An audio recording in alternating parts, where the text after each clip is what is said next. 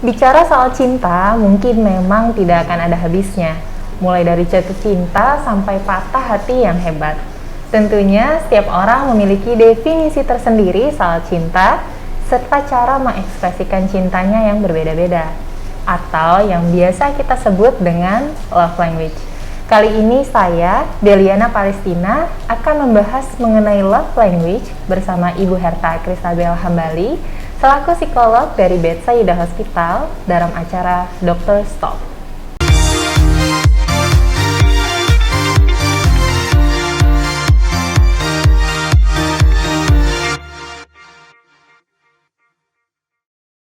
Selamat pagi Ibu Herta, gimana kabarnya hari ini Bu? Selamat pagi Bella, kabar baik. Kamu apa kabar? Baik juga. Tadi kita udah bahas sedikit, hari ini kita mau bahas soal love language. Kalau bahas cinta kan kayaknya nggak akan ada habisnya ya Bu ya.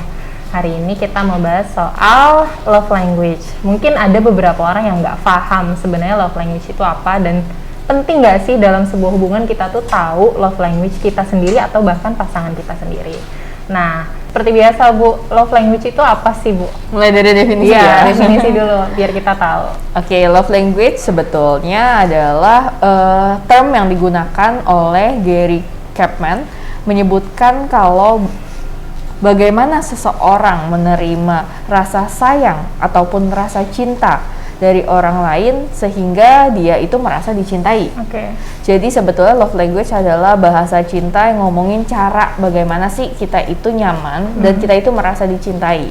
Nah, ada 5 nih dari bahasa cinta atau love language. Pertama adalah word of affirmation, di mana mengatakan kata-kata yang mendukung partner ataupun pasangan kamu.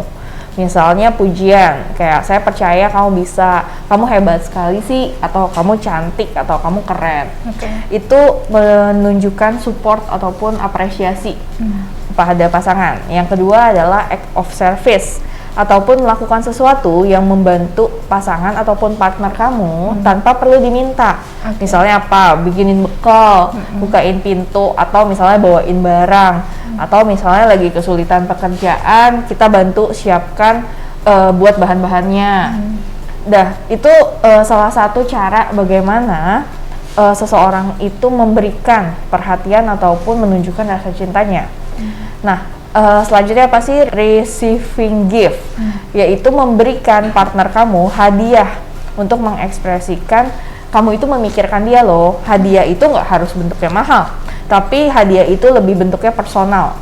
Misalnya diberikan makanan kesukaan dia, diberikan misalnya gantungan kunci klub favoritnya.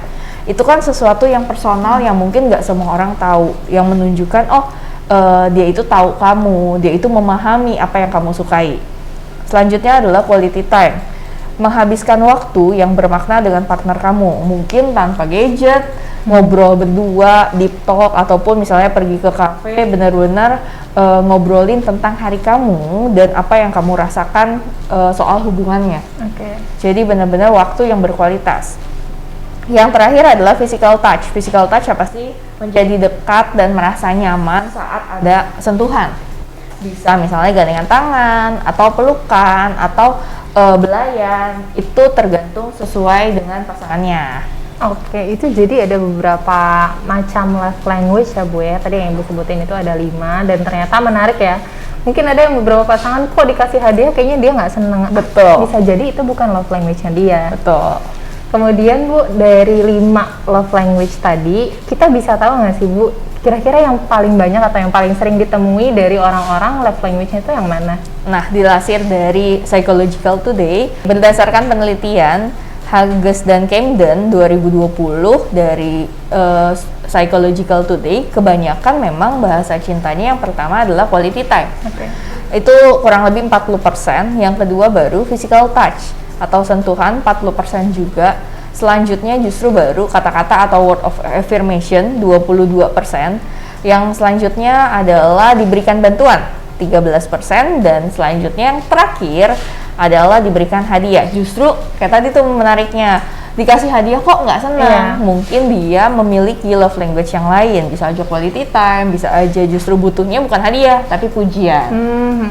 Jadi tadi yang paling banyak itu adalah love language, karena mungkin memang beberapa orang berpikir bahwa punya quality time itu lebih penting daripada receiving gifts atau misalkan kasih hadiah, atau bahkan tadi physical touch juga lumayan tinggi ya Bu ya persentasenya.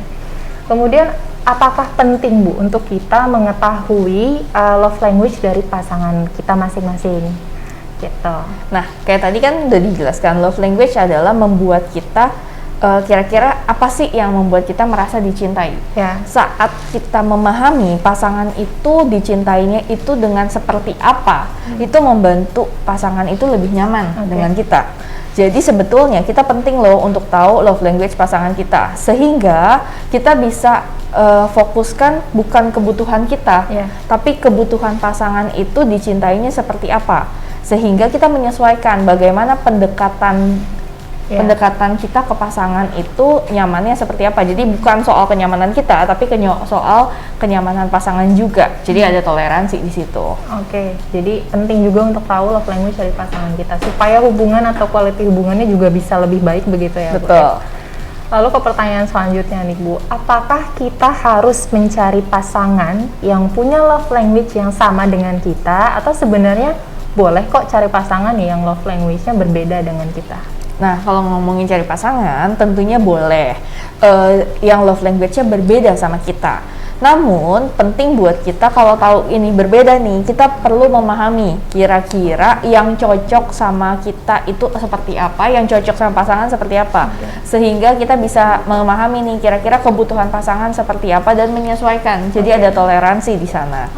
Nah, namun berdasarkan Beth et al. 2007 menemukan sebetulnya pasangan dengan love language yang sama itu hubungannya jauh lebih baik loh kualitasnya. Karena kalau kita kebayangin, oh ya dua-duanya quality time dan dua-duanya menyisihkan waktu dan memberikan dan menerima love language yang sama, sehingga tidak perlu banyak toleransi tapi sudah sama-sama nyaman karena punya love language yang sama.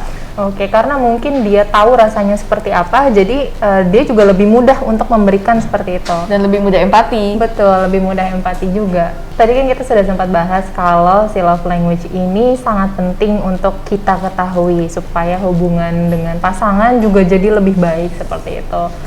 Lalu bagaimana sih Bu cara kita mengetahui love language diri kita sendiri? Kalau tadi kan kita udah ngomongin soal pasangan. Ini gimana caranya kalau kita mau tahu kira-kira love language kita sendiri itu apa dan gimana? Bagus banget nih pertanyaannya Bella, karena sebelum kita mengerti orang lain, kita mesti ngerti dulu dong diri kita sendiri sebetulnya butuhnya apa. Apa yang membuat kita sebetulnya merasa dicintai. Sehingga pasangan tuh nggak nebak-nebak, kita justru mengkomunikasikan, ini loh yang membuat saya merasa dicintai, ini loh yang membuat saya merasa nyaman. Caranya gimana sih? Dari 5 tadi, coba kalian pikir-pikir dari banyak kejadian mana sih yang membuat kalian merasa paling dicintai. Mendapatkan hadiah, mendapatkan bantuan tanpa diminta, dipuji dan diapresiasi, atau menghabiskan waktu yang berkualitas, atau justru ada sentuhan, pelukan, gandengan, atau misalnya elusan.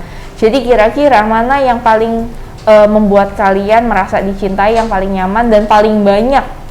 Karena bisa aja nih, saya ngerasa paling dicintai ini, tapi di sini juga dicintai sih. Kira-kira mana kalau dibandingkan? Sehingga kalau kita tahu nih Bella, kita pun bisa belajar self love sama diri kita sendiri, memberikan sesuai love language kita. Dan mengkomunikasikan ke pasangan. Misalnya maksudnya apa sih kalau self love? Misalnya, saya tahu nih saya itu receiving gift. Ya udah, berarti kita udah tahu pada saat kita memberikan pencapaian tertentu, boleh loh kita kasih self reward ke diri kita sendiri, gift yang personal buat kita. Atau misalnya kita tahu nih kalau love language kita quality time. Berarti boleh loh pada saat kita punya waktu, kita punya waktu berkualitas dengan diri kita sendiri. Misalnya journaling, misalnya nonton video bareng-bareng sama diri kita sendiri. Jadi ada hal-hal yang berbeda. Nah, itu kan cara gampangnya. Cara lainnya bisa nih, ada isi quiz, kita taruh di bawah ini linknya, kalian bisa klik di situ, itu ada quiz tentang love language. Kalian bisa menjawab sehingga memahami love language kalian itu seperti apa sih, dan dapat reportnya juga. Oke, dari quiz itu biasanya dipancing pertanyaan ya Bu. Betul. Dari jawaban itu bisa menentukan love language apa love language kalian. Nah, tadi seru banget ya Bu ya bahas love language ini karena memang pembahasannya kayaknya luas sekali Betul. begitu dan banyak yang penasaran. Biasa anak muda mungkin ya. Penting juga sih kayaknya untuk mengetahui love language diri kita, jadi untuk pasangan juga. Karena tadi seperti yang Bu Herta jelaskan, love language itu ternyata bukan hanya untuk pasangan, bahkan bisa untuk diri sendiri ya Bu Betul. ya. Kayak misalnya untuk yang mungkin belum punya pasangan, bisa self reward diri juga. Kira-kira apa sih hal yang bikin kalian merasa bahagia walaupun tanpa adanya pasangan? Sebelum kita tutup, Ibu, apakah ada yang ingin Ibu sampaikan untuk sahabat Betsaida yang sedang menonton tayangan kita hari ini? Oke, buat sahabat Betsaida, memahami love language adalah memahami setiap orang mempunyai cara berbeda bagaimana mereka merasa dicintai. Sehingga kita belajar loh berempati kepada orang lain karena perbedaan tersebut. Dan kita nggak cuma ngomongin bagaimana diri kita, tapi bagaimana kita memahami apa ya yang dibutuhkan orang sehingga merasa dicintai. Tapi nggak cuma sampai situ, kita pun belajar memahami diri kita sendiri sehingga kita tahu apa yang kita benar-benar butuhkan, apa yang membuat kita merasa dicintai. Dan penting untuk mengkomunikasikan kepada teman, pasangan, ataupun keluarga sehingga mereka pun terbantu untuk memahami diri kita sendiri. Nah, demikian tadi penjelasan Ibu Herta Kristabel Hambali selaku psikolog dari Betsaida Hospital mengenai love language. Untuk kalian yang punya pertanyaan seputar dunia psikolog dan kesehatan, bisa tuliskan pertanyaan, saran, dan masukannya melalui kolom komentar ya. Jangan lupa like dan subscribe juga YouTube channel Betsaida Hospital. Salam sehat, Betsaida bersamamu.